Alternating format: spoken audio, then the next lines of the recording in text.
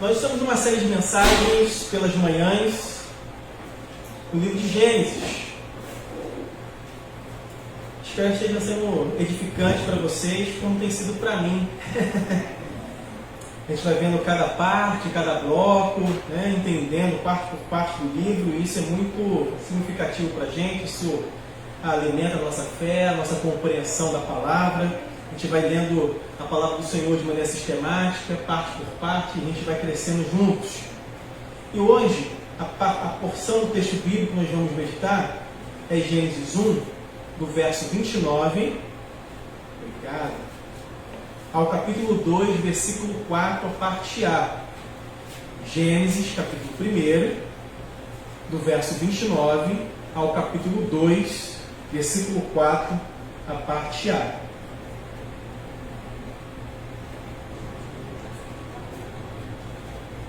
Gênesis 1, 29 em diante diz assim: E disse Deus ainda: Eis que vos tenho dado todas as ervas que dão semente, e se acham na superfície de toda a terra, e todas as árvores em que há fruto que dê semente. Isso vos será para mantimento. E a todos os animais da terra, e a todas as aves dos céus, e a todos os répteis da terra, em que há fôlego de vida, toda a erva verde lhe será para mantimento. E assim se fez. E viu Deus tudo quanto fizera, e eis que era muito bom. Houve tarde e manhã, o sexto dia. Capítulo 2. Assim, pois, foram acabados os céus e a terra, e todo o seu exército. E, havendo Deus terminado no sétimo dia a sua obra que fizera, descansou nesse dia de toda a sua obra que tinha feito. E abençoou Deus o sétimo dia, e o santificou, porque nele descansou de toda a obra que, como o Criador, fizera. Versículo 4, parte A. Esta é a gênese dos céus e da terra, quando foram criados. Amém? Só até aqui. O tema da mensagem dessa manhã se chama O Descanso de Deus. O descanso de Deus.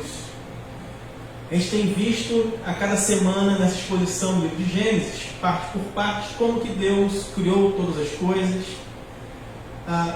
por meio da sua palavra, conforme Ele foi distribuindo a criação da lua, estrelas, céus, mares, terra, os animais. Na semana passada nós vimos a criação do ser humano, que foi no sexto dia. E hoje nós vamos ver aqui com mais detalhes o sétimo dia, chamado de descanso de Deus. O que significa isso no texto bíblico? E qual a aplicação para nós? O que significa Deus ter descansado? Será que Deus tirou uma soneca numa rede? Será que Deus fechou os olhos, ficou tão cansado daquela espreguiçada boa, né? E descansou e foi dormir? Será que é isso que vem à nossa mente quando lemos isso no livro de Gênesis? Os primeiros versículos que nós lemos fazendo essa exposição do capítulo 1, do verso 1 ao 3, nós vamos observar aqui o primeiro dia de repouso. Isso no capítulo 2, tá? No capítulo 4, dando spoiler para a semana que vem, tá? Para vocês prepararem o coração.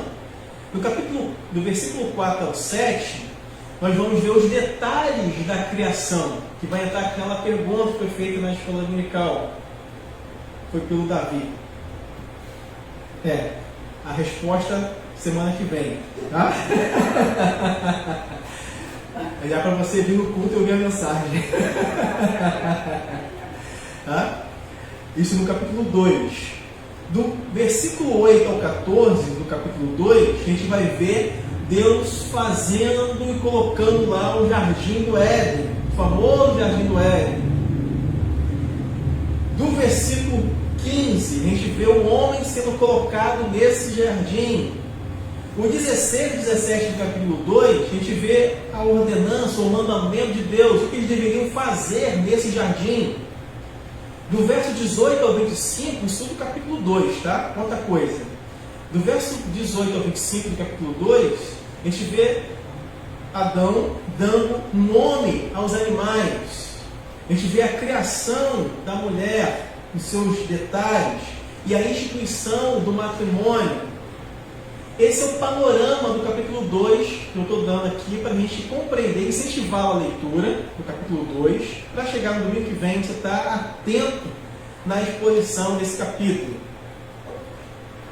Perceba então, irmãos, aqui nessa introdução, a importância de nós compreendermos os primeiros capítulos do livro de Gênesis. Quanta coisa tem nesses primeiros capítulos, do capítulo 1 e do capítulo 2, para a gente desenvolver, aprender e colocar em prática na nossa vida.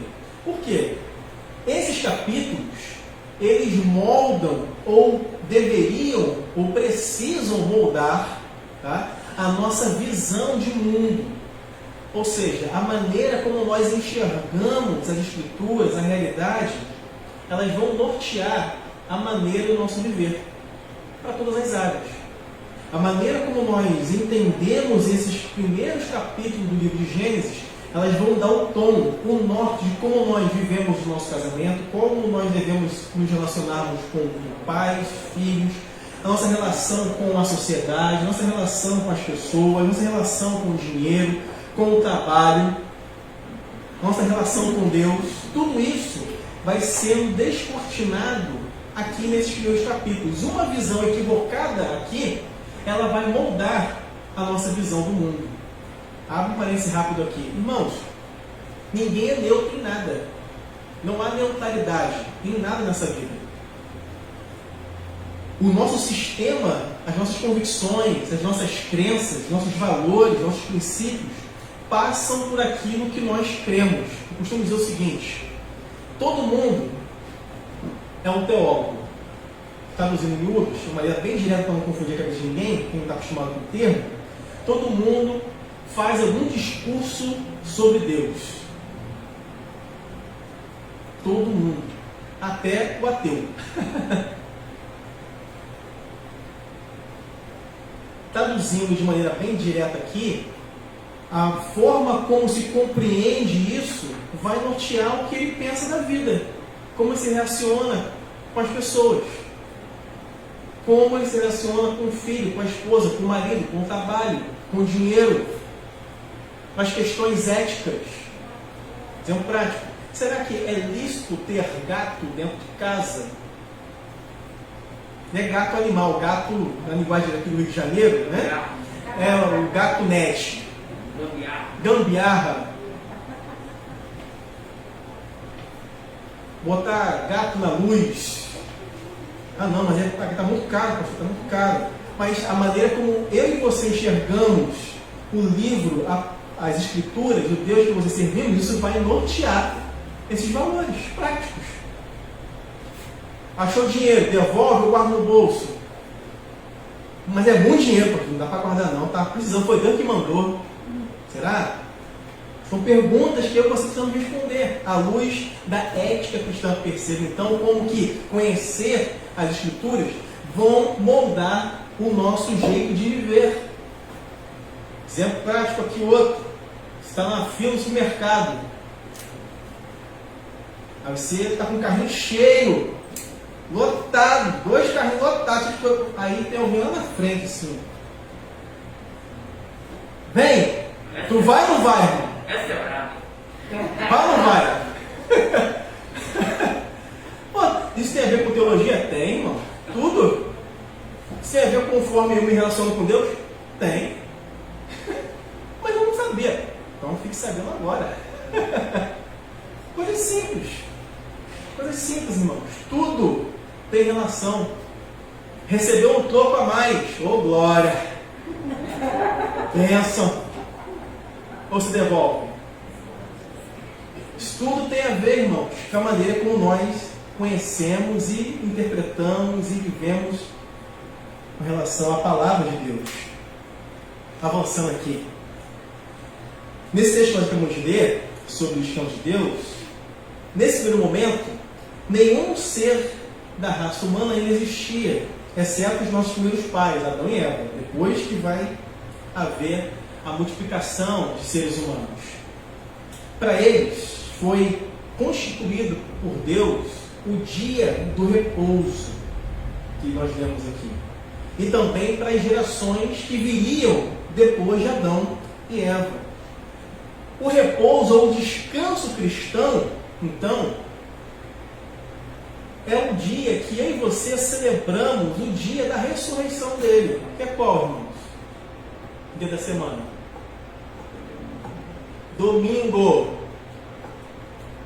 Jesus ressuscitou o terceiro dia. Ele morre numa sexta, de sexta para sábado, domingo é a sua ressurreição. A paixão começa na quinta-feira. É isso? E ele ressuscita no domingo, que é o primeiro dia da semana. Para nós cristãos, o dia do repouso, o dia do descanso, por assim dizer, é o domingo. A gente vai avançar mais um pouquinho aqui. O que significa disso para a gente, então? De maneira direta. É o sétimo dia e nele celebramos o repouso do Deus Filho, de Jesus, e a consumação da obra da nossa redenção. Deus aqui na criação, ele está apontando para algo que iria acontecer mais na frente. Do descanso eterno dos santos, dos crentes, do qual esse modelo inicial aqui na origem, na criação divina, que não havia pecado, era tudo perfeito, Deus estava dando um modelo daquilo que iria acontecer na eternidade, do descanso eterno dos cristãos, do repouso eterno dos cristãos. Olha que coisa curiosa. A primeira pessoa, o primeiro ser a descansar no texto bíblico foi quem? Deus. Deus. E havendo Deus terminado no dia sétimo, a sua obra que fizera, descansou nesse dia de toda a sua obra que tinha feito. Do nada, pela força da sua palavra, Deus criou todas as coisas visíveis e invisíveis em apenas 6 dias. Ele que é a fonte do poder, o nosso Deus, precisa de descanso, irmãos. Ele dorme, dá aquela espreguiçada, toma um suco de maracujá. Trabalhei muito hoje.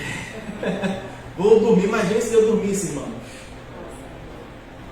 Se você acha que está ruim, imagina Deus tirar uma soneca, eu dar uma piscada. Igual a gente, já viu quando você está aquela madomazinha?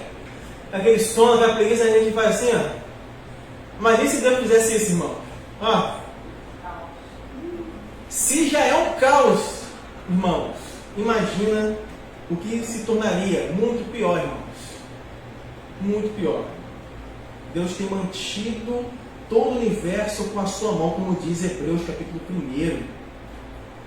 Nada do que foi feito e que existe está fora do governo do Senhor. Amém, meus irmãos? Amém. O sétimo dia de descanso tem assim uma função no plano redentivo da nossa salvação.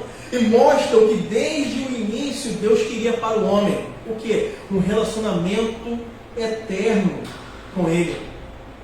De aliança perpétua com Ele. Não nos surpreende, então, que quando lemos nos 10 mandamentos, quando nós chegarmos no panorama bíblico, que temos estudado na nossa escola dominical, no livro de Êxodo, onde nos são apresentados os 10 mandamentos, lá no Monte Sinai, para Moisés, onde Deus dá a Israel para que eles guardassem o quê? O sábado. E o santificassem. O quarto mandamento, dado por Deus, titulado que o sétimo dia é o sábado do Senhor teu Deus. Em Êxodo 31, verso 16 e 17 diz: guardarão, pois, o sábado os filhos de Israel, celebrando nas suas gerações por aliança perpétua entre mim e os filhos de Israel, será um sinal para sempre, porque em 6 dias, olha a lembrança aqui, fez o Senhor os céus e a terra, e ao sétimo dia descansou e restaurou-se. A observância do sábado para o povo de Israel mostra que eles foram também escravos lá no Egito, lembram disso? Mas que o próprio Deus os redimiu, olha a palavra, redimiu da servidão, da escravidão para o descanso. Onde está escrito isso, pastor? Deuteronômio capítulo 5, verso 15 Diz assim, Deuteronômio, capítulo 5, verso 15, diz: porque te lembrarás que foste servo ou escravo na terra do Egito, e que o Senhor teu Deus te tirou dali com mão forte e braço estendido. Por isso o Senhor teu Deus te ordenou que guardasses o dia de sábado. Percebam a conexão que há entre esse descanso de Deus, ou o descanso desse sétimo dia santificado, com a redenção do povo de Israel da mão dos egípcios. Qual a aplicação disso para nós? Veja, um salto breve com a conexão com o Novo Testamento. O sábado foi criado para o homem. Jesus explica isso nos evangelhos. Por quê? Os religiosos da época, os fariseus, criaram tantas leis, tanto fardo, tanto peso para o dia de sábado, acrescentaram coisas que não estavam prescritas na lei de Moisés, que tornou o dia de sábado algo insuportável para se viver. Não é à toa que Jesus curou o dia de sábado, mostrando para aqueles religiosos que o propósito do sábado não era aquele para o qual eles, interpretando de maneira equivocada esse dia, e colocando um fardo pesado sobre o povo, não sobre eles, mas sobre o povo, Jesus conserta, ou melhor, interpreta corretamente o significado desse descanso, desse dia de sábado, do qual os religiosos haviam distorcido, como acontece nos dias de hoje, muitas vezes. Jesus dá uma orientação profunda para aqueles religiosos e para nós nos dias de hoje também, a respeito disso. Perceba então que Deus disse a Israel que eles deveriam celebrá-lo nas suas gerações por aliança perpétua, e que entre mim e os filhos de Israel serão um sinal para sempre. É importante notar aqui, irmãos, que o sábado era tanto um pacto como um sinal para o povo de Israel. O sábado, o dia da semana que Deus deu aos filhos de Israel, era na verdade um exemplo, um modelo, uma figura de toda a mensagem da redenção que iria ser consumada por Cristo Jesus na cruz do Calvário, irmãos. Se você ler depois Levítico, lê em casa, Levítico capítulo 23, leia esse texto todo, você vai observar, existem ali 3 festas que eram importantíssimas para a nação de Israel, que eram celebradas nos anos específicos e em algumas épocas do ano. 3 festas, todo ano.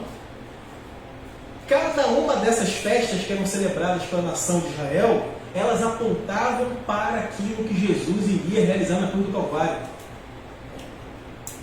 E o Levítico 23 vai falar exatamente do descanso desse dia. O que o autor bíblico, Moisés, no livro de Levítico, ao escrever isso, ele está apontando, ampliando essa compreensão daquilo que ele mesmo, tendo sido revelado pelo Senhor, havia escrito em Gênesis, no capítulo 1, do verso 29 ao capítulo 2, do verso 3 e 4, a respeito do sábado. Ou seja, o descanso de Deus apontava para aquilo que Jesus iria realizar na cruz, para o descanso dos salvos, do seu povo eleito, do seu povo escolhido, chamado das trevas, sendo redimidos, aqui no Antigo Testamento, no texto de Moisés, de Êxodo, da escravidão do Egito, para servir agora o Deus vivo, único e verdadeiro, e descansarem em Deus, irmãos.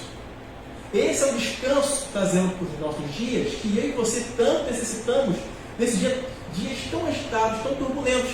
Não somente o descanso para as nossas almas, de maneira emocional, espiritual, mas apontando para o descanso eterno, do qual eu e você iremos desfrutar com o Senhor para sempre. Amém, irmãos? Amém. Perceba então que esse dia de descanso apresentado aqui nas Escrituras, ele revela para nós de maneira simbólica todo o plano de redenção escrito para nós que iria acontecer em Jesus Cristo. Deus descansou no sétimo dia, o primeiro dia após a criação do homem, que ocorreu no sexto. Significa que o ser humano estava destinado a viver no descanso divino. Deus queria o homem para si mesmo, para estar com ele no seu descanso eterno. O ser humano deveria dominar a terra, ser fértil, ter o domínio sobre a natureza, trabalhar, e tudo isso a partir do descanso divino. Mas o que aconteceu? Cenas para os próximos capítulos. Pecado, está no capítulo 3 em Gênesis. A orientação, a ordem que Deus dá para que eles obedecessem, o que eles fazem? Desobedecem. Então o descanso de Deus foi o quê? Rompido. O que acontece então? O pecado se colocou naquele lugar, atrapalha esse descanso. O que gera então? Desassossego, intranquilidade nesse lugar. E de acordo com o relato bíblico, o primeiro dia dos seres humanos foi um dia de descanso. Um dia de descanso. O ser humano foi criado no sexto dia e no sétimo dia Deus descansou. De maneira oposta ao que se tinha na mentalidade do mundo antigo e da mitologia antiga, dos deuses, o ser humano não foi criado para ser escravo da divindade. Deus descansou e repassou ao homem a sua postura em relação a trabalho e descanso. Hoje é muito em voga aquela expressão work, não é isso? Pessoas que trabalham sem parar freneticamente, não descansam nunca. Workaholic. Acho que é isso a expressão. Né?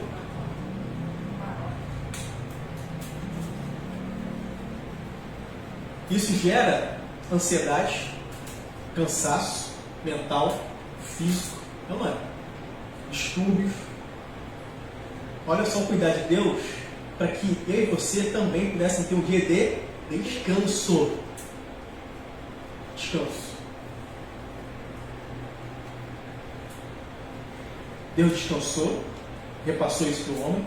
Criado à imagem de Deus, o ser humano imita Deus no trabalho e também no descanso. O ser humano não foi criado à imagem de Deus e à semelhança? Por que você então não imitamos? Tanto no trabalho quanto no descanso. Uma reflexão para a gente aqui. Deus descansou, irmãos. E isso fundamenta a santificação do descanso. Ele é importante. Alguns autores chamam do ócio criativo, né? Na Bíblia, como diz, o primeiro a descansar foi Deus. Será que a obra da criação deixou Deus cansado? O que significa essa expressão descansar aqui? Aqueles que são especialistas na língua hebraica, a língua pelo qual foi escrito no Antigo Testamento, diz o seguinte, que a melhor tradução para essa palavra significa cessar ou parar, não descansar. Descansar dá ideia para a gente de quê? Relaxar. Agora, cessar ou parar muda bastante. Muda, gente? Qual a ideia aqui então? Assim Deus descansou no sentido de que se deu por encerrada a criação do universo de todas as coisas. Olha só o que diz aí em Gênesis 2, no versículo 4, diz assim, esta é a Gênese dos céus e da terra, quando foram criados, quando o Senhor Deus os criou. A gente voltar um pouquinho, no verso 1, fica mais claro ainda isso aqui, essa ideia. Gênesis 2, verso 1. Assim, pois, foram acabados, ou terminados, ou cessados os céus e a terra e todo o seu exército. Aí no verso 2, havendo Deus terminado no dia 7 a sua obra que fizera, descansou, cessou nesse dia de toda a sua obra que tinha feito. Qual a aplicação disso para a gente? o que Deus inicia, Ele termina, né, irmãos? Nada fica inacabado, nada fica no meio do caminho, nada fica. Deus estava declarando aqui que a sua obra como Criador estava completa. Tudo que Deus fez estava pronto. Assim, as palavras céu, terra e exército, que aparecem aqui no verso 1 e 2, incluem todos os resultados da obra criativa de Deus entre os dias 1º e 6º. Deus, irmãos, estava preparando todo o lugar para que o homem habitasse nele. Deus, como um Criador perfeito, arrumando todas as coisas no seu devido lugar. E como criativo que é, Ele se dá por satisfeito por aquilo que Ele fez. Está terminado. Quando você pega alguma coisa para fazer um trabalho, algo, e você termina, você fica assim, puxa, terminei. Concluí aquele curso, concluí aquele trabalho, terminei tal coisa, cheguei ao final daquela etapa, você se dá por satisfeito. Terminou. Foi completado todo o trabalho. O descanso de Deus não era uma cessação, então, de todo o trabalho, porque João 5,17 diz que o Deus que nós servimos trabalha até agora.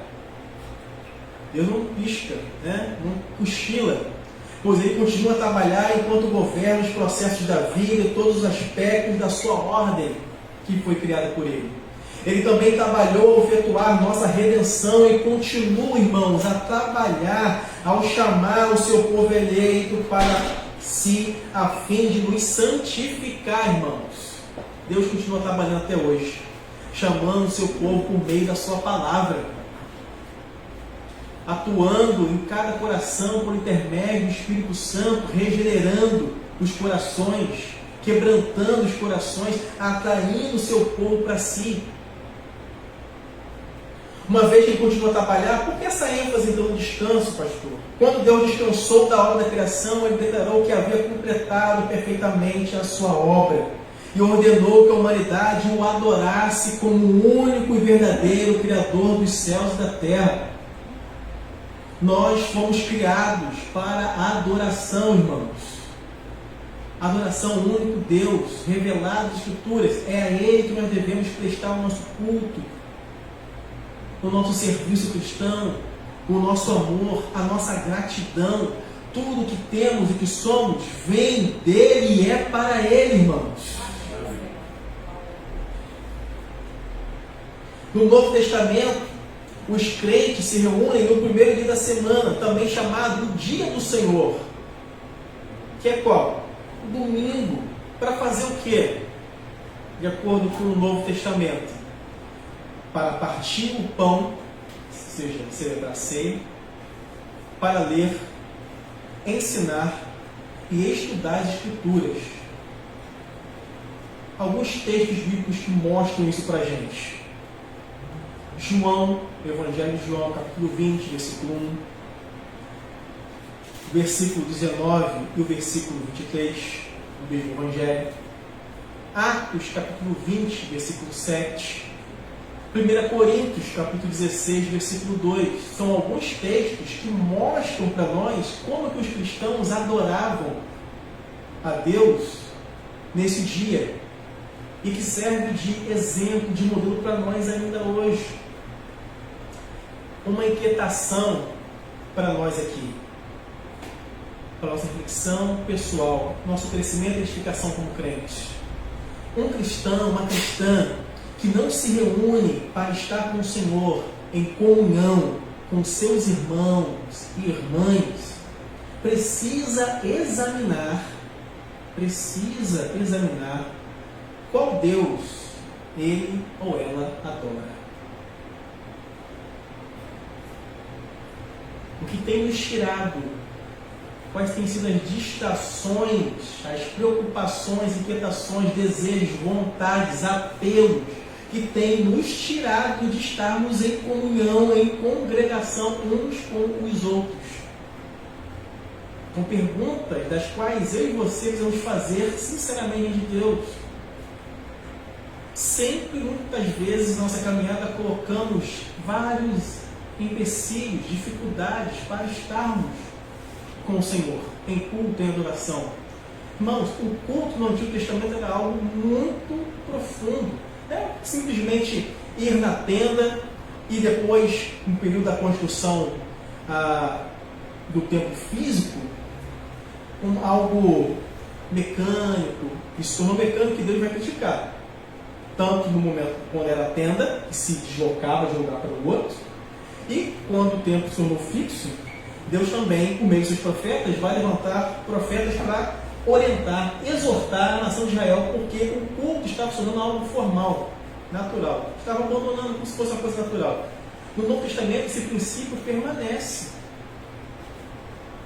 Tem um livro chamado o seguinte: você se torna aquilo que você adora. Você se torna aquilo que você adora. Tese do livro, resumidamente. Onde está o meu e seu coração inclinado é aquilo que vai ocupar a nossa vida. É aquilo que você e eu vamos adorar. E que vai ocupar os nossos pensamentos, nossos desejos, nossas vontades, e que vão se tornar impeditivo de estarmos em comunhão como igreja, muitas vezes. Somos chamados pelo Senhor a congregarmos em adoração, irmãos. Quando Deus estipula lá aqui no livro de Gênesis, a respeito desse dia ser santificado, há esse exemplo da redenção para o dia da adoração ao Deus vivo e verdadeiro. O que eu e você temos feito com o dia que precisamos adorar a Deus? Eu adoro todo dia, todo lugar, mas há uma prescrição muito clara de que eu e você precisamos nos reunir como igreja, irmãos. A igreja é corpo. É corpo. A igreja não é um pedaço, não é parte, é um todo. Um exemplo. Se você vê uma quantidade significativa, milhas de tijolos empilhados aqui na frente, eu tenho 10 mil tijolos empilhados aqui. Se você tirar 10, você vai perceber? 100.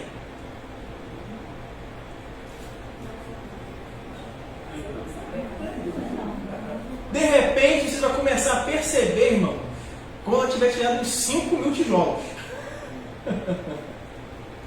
Mas eu ia, rapaz, acho que tinha mais tijolo empilhado.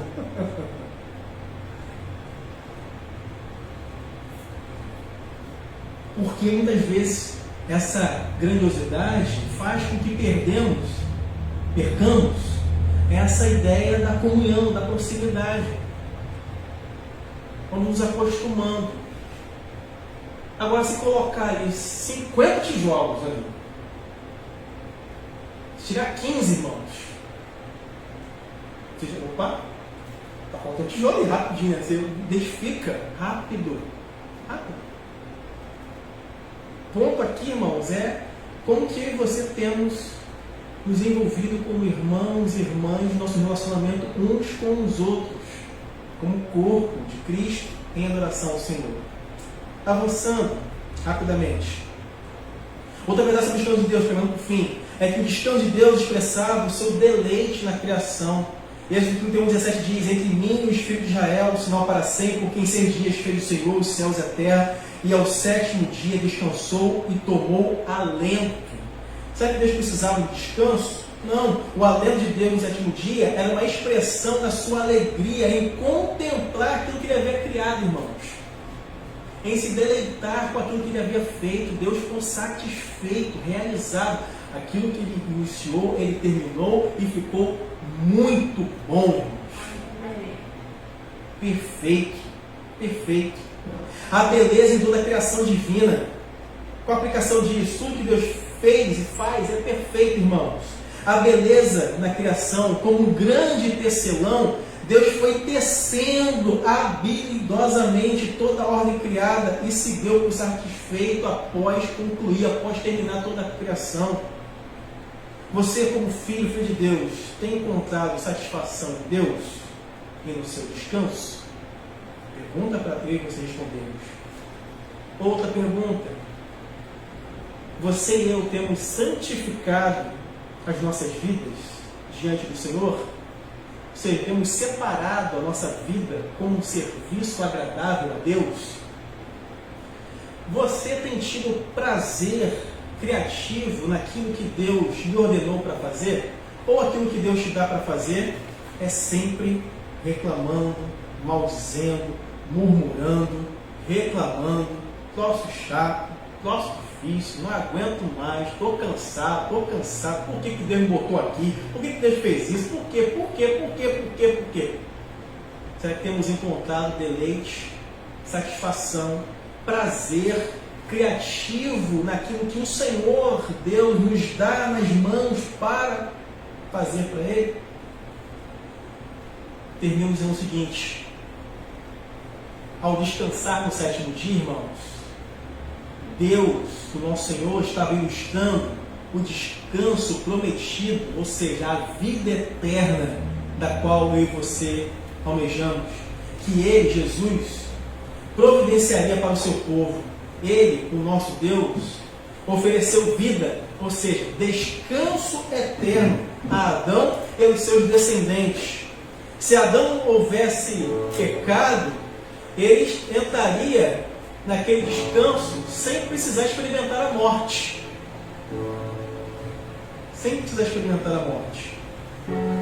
Mas uma coisa maravilhosa, irmãos, para mim e para você nessa manhã, é que o Deus que você servimos, graciosamente, não cancelou a oferta de descanso após a queda. Amém, irmãos? Amém. Ele renovou a promessa de vida, e vida em abundância.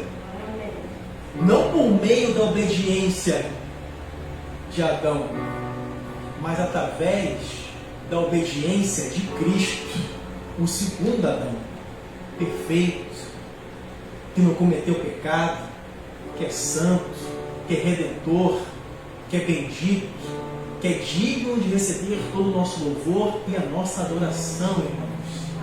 E é Ele, o nosso Cristo, que nessa manhã nos chama o seu povo espalhado na face da terra a encontrarem descanso nele, à medida que eu e você contemplamos a sua bondade, a sua misericórdia, a sua graça, em tudo aquilo que o Senhor Deus criou, e nessa oferta graciosa da redenção em Cristo Jesus. Está consumado, irmãos. A obra que Cristo iniciou, Ele terminou. Amém? Vamos orar? Feche seus olhos, possamos descansar no Senhor nessa manhã.